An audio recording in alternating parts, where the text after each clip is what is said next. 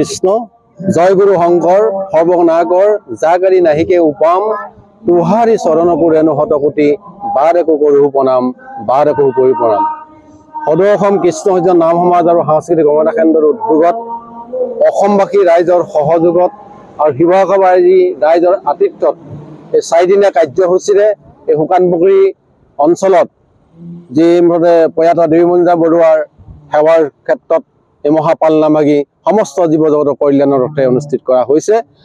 আজিৰ অন্তিম দিন। আজি অন্তিম দিনত আমি এতিয়া নাম প্ৰসংগ হৈ গৈছে।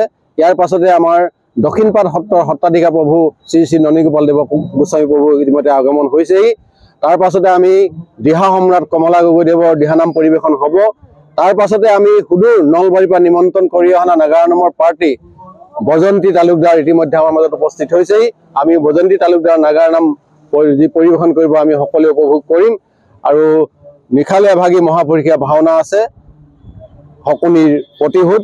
সেয়েহে সমূহ ভক্তমান ৰাইজক আমি এই অনুষ্ঠানত আহি উপভোগ কৰিবৰ বাবে সাদৰে নিমন্ত্ৰণ জনাইছোঁ।